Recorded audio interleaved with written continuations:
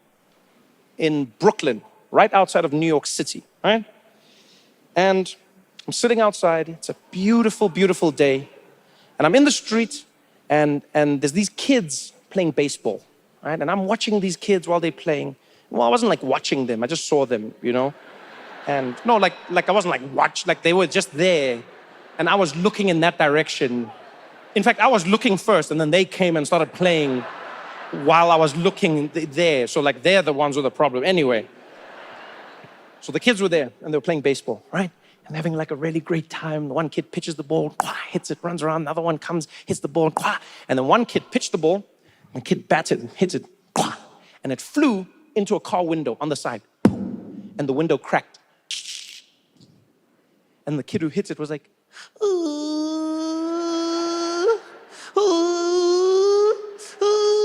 and then the kid who threw the ball, he was like, and then the other kids who were just standing around, they were like, and then soon it was 10 kids all crying at different times. I can't have children like that. One broken window, 10 children crying. Guys, that'll never happen in South Africa. What is the point of that? I remember what it was like growing up. We'd be outside in the streets playing. Everyone was there busy with the soccer ball. Busy having some fun playing diski. Someone would kick that ball too hard. Ball would fly over the wall, hit someone's window. And the thing I love is South African windows always act like they're not gonna break.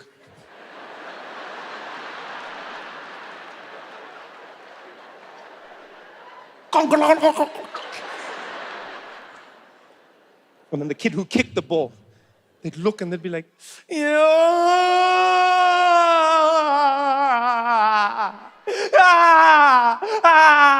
and the rest of us would see what is about to happen. We'd know. We understand why our friend is terrified. They're in more trouble than they've ever been in their lives. But we wouldn't cry. What is our crying going to help our friend? No. We would be there. We would look over into our friend's eyes. We'd stare at them and we'd be like, I love banana. You broke the window. They're gonna hit you. They're gonna kill you. And then we'd take the ball and be like, see you tomorrow. Those are the kids I want. That's why I want South African children. You kidding me? And the most important reason I want to have children that are South African is because I want children who have culture and respect. Culture and respect. You take that for granted as a South African. The way we treat each other, even in the toughest times, you take it for granted because you're here. But guys, South Africans, we're truly a cut above the rest. Like, you think I'm wrong. You think I'm lying. Go, walk anywhere in public where there are other South Africans. Fall flat on your face. Pa! Tell me there's no South African there who will feel your pain.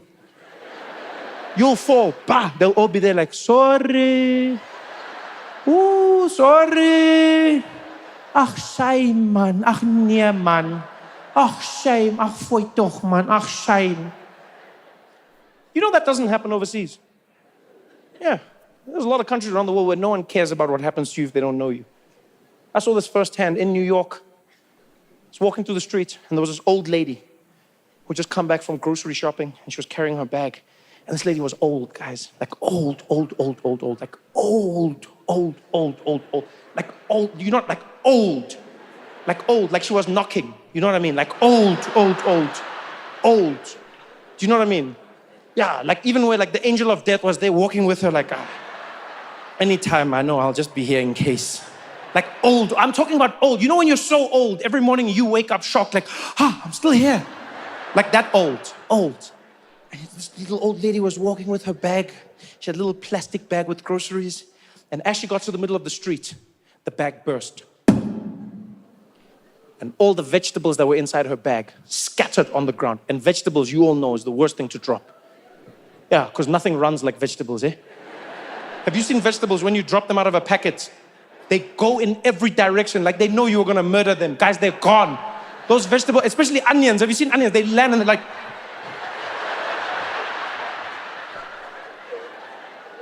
Guys, these vegetables were strewn in every direction. Nobody stopped to help this lady.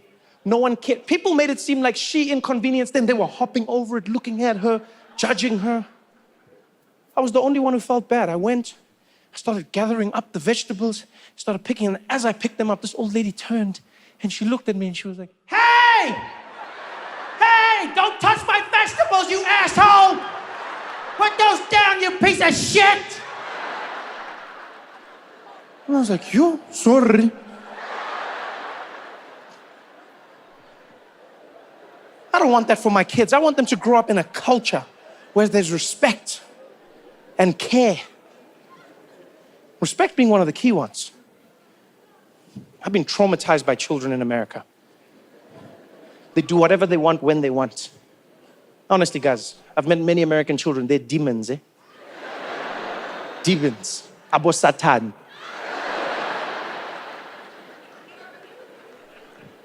I'll tell you a story. One day, I was in a movie theater, minding my own business, watching a movie. Next thing I know, this kid starts kicking my chair.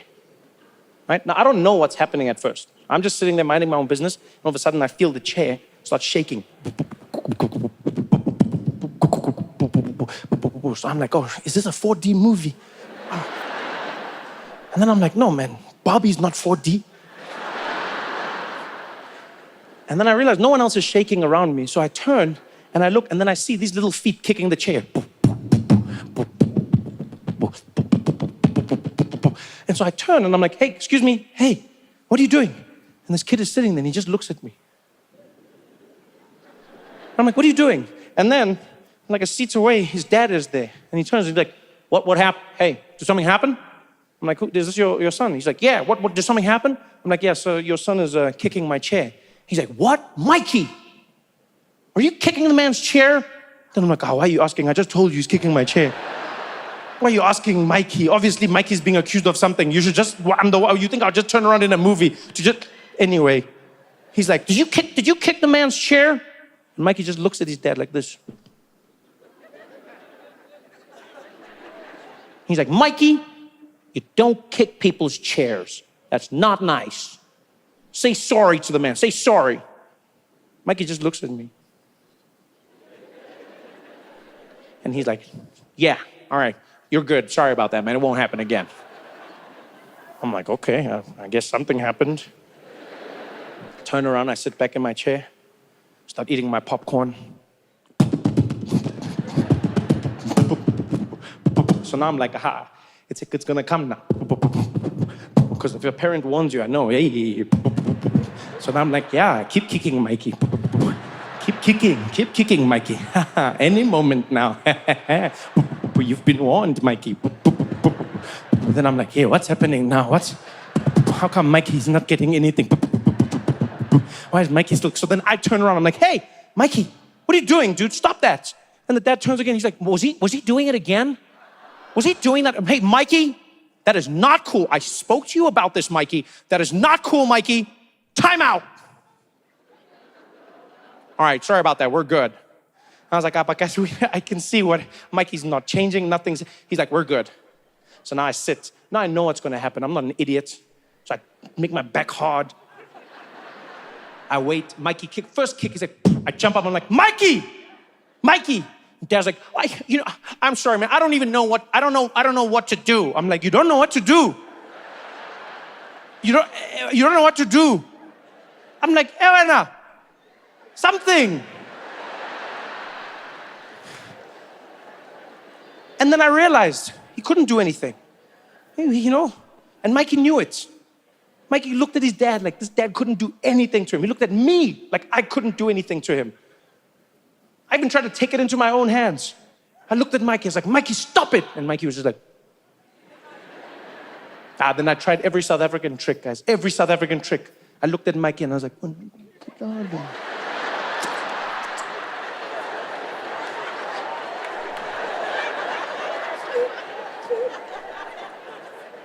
And then Mikey looked at me, and Mikey was like, shut up!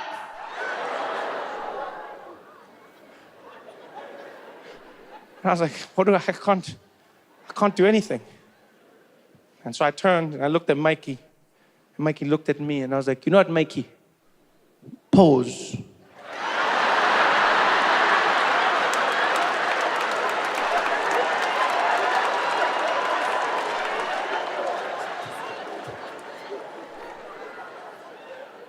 That day terrified me in a way I wasn't ready for.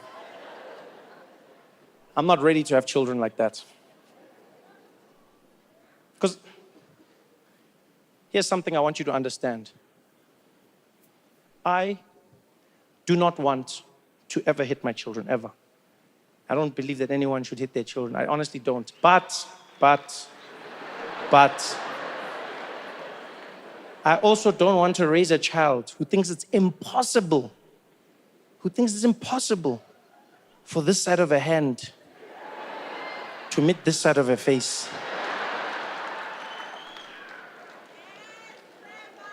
I need the kids to know that there's consequences in the world, even if it's not from me. I promise you no. I don't want my kids. I don't want to hit my kids. I don't want to. But I don't want them to know that I don't want to. Yeah. There must just be a little tension in the house, just for control. Because now, can you imagine I've just got some American kids who don't respect me at all. The house is chaos. No one can do anything. They're breaking things, smashing things. I'm like, stop that. Hey, stop that. Are you listening to me? Yes, Trevor. Trevor, I'm daddy. Trevor, I'm daddy now. Trevor, you call me Trevor. I'm daddy. Trevor, daddy. Trevor. Can you imagine that happening? Yo, guys, I wouldn't even know what to do. That would be the one time in my life when I would wish to be in South Africa in that moment. Not that I want it to happen, but I would just wish for that moment that I could be back in South Africa, instantly teleported, there with this little kid. I'd look at him and be like, what did you say? Trevor! Come here, buddy, come here. Can I tell you something? What? You see the time? It's 1:55. That means in 5 minutes, the electricity is gonna cut.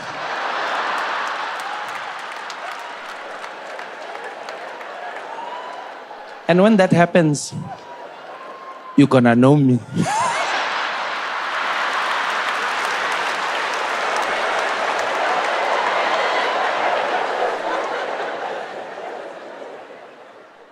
Because it's gotten insane. It has gotten absolutely insane.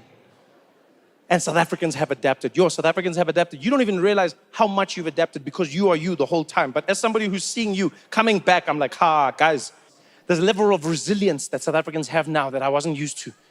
Really. You know where you truly notice it? You notice it at the traffic lights. That's where I've seen the biggest change. That's where I've seen the biggest change. You know? Because when I left, there was one thing I knew and one thing I knew for certain. South Africans know what to do when the traffic lights are not working. That's something I would have bet all my money on. Why? Because we learned about it. You knew it when you did your K53. Right? If you actually did your K53. They taught us in that lesson. When a traffic light is not working, you treat it as a four-way stop. It was very simple. These cars go like this. Those ones go like this. These ones, then these ones. These ones, then these ones. It worked like a charm. Then load shedding, stage 1, stage 2, stage 3, 4, 5, 6. Have you been at the traffic lights now?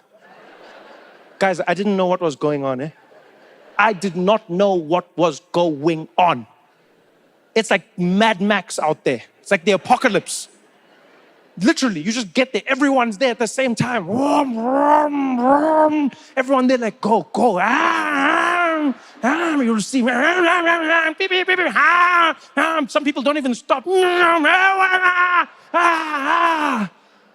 have no clue what's going on. None whatsoever. It's wild. One day I was in four ways. I drove to a traffic light that was out. And I see it from far. I'm like, okay, the traffic lights are not working. I'm driving. I'm getting ready. As I get there, a homeless guy jumps out.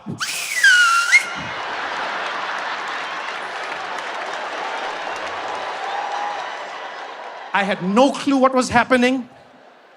All I see is this homeless guy, and then other ones jumped out. They're all standing there, and then they started directing traffic, and then I don't know what's going on. So all I was thinking, I was like, yo, damn, these outsurance guys have fallen, eh? Yes. Then I realized it was homeless guys, and they were doing an amazing job, guys. They were doing a phenomenal job. They were pulling the cars, telling people when to turn, doing what. People were putting 10 rand out the window as they were driving past. They were grabbing it, keeping everybody moving. People were listening. So many people were listening. I could not believe it. One day, you know what blew my mind? We're driving, get to the traffic lights. Everybody stops. Then a police car comes. And stops. Literally, the homeless guy was like, and the police car was like, And now I thought the police are going to get out and do something about the traffic lights. So I looked at them, and then I'm like, you could see the police were there like, he's working. Yambona now. And then they just sat there with all of us.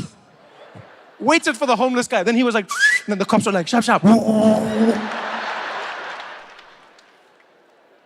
Everything has changed. Everything. But the one thing I'm not used to yet is the chaos.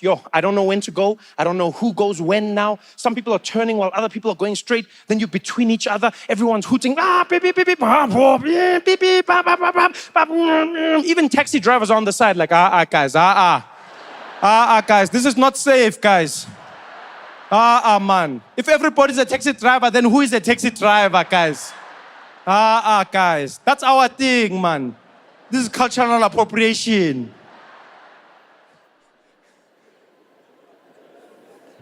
You know who's truly toughened up over the last few years? Who's truly toughened up the most? White women. I know all South Africans have gotten tougher, but white women, I am the most proud of you. When I was last doing shows in South Africa years ago, white women were fragile. They were brittle. Any change in direction would crack them. You would see, have you ever seen, you'd see white women, back in the days, things would go wrong. They'd be like, I just can't, hey? I just can't. I mean, like, you're living in a country where I swear to God, it's just, because I was driving today and they just cut you off. And you're at the robots and you've got these guys knocking on the window. I just can't. Zuma must go. I can't. I can't do this. I can't. It's too much. It's just too much. It's too much. And the chickens at Nando's have gotten smaller. I don't know what I can't. White women were brittle. And then I don't know what happened over the past few years. But they have toughened up. They have truly toughened up. It's almost like these white ladies were in their garages training every day. Because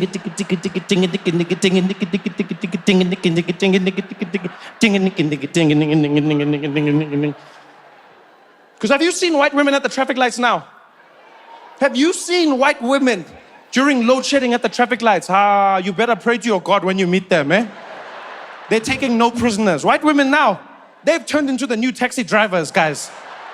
You'll see them driving in during load shedding, peak traffic. They pull in there with their Hyundai Sonata. They've got their arm out the window, accepting any challenger. They're there driving in. You think you're going to cut them off. Beep, beep. They're like, futsek wena. Ngazongi hutela wena. Aponi kutinga driver la wena. Futsek. Beep, beep. Nawe, hey. Futsek nonke. Hey. Ningazong chela, I'm driving here. Papela mina nyon dupula nonke. Nung pulala noon kininam sunwen.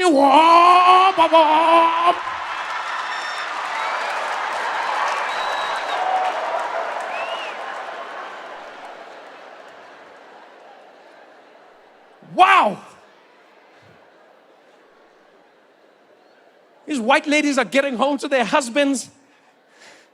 You know, they're there in the kitchen like, "Hi, honey, how was your afternoon?" Yeah, sometimes you have to show them, eh? Sometimes you just have to show them. Uba bonise, uba kombise. Yeah, because ni ate shape mina.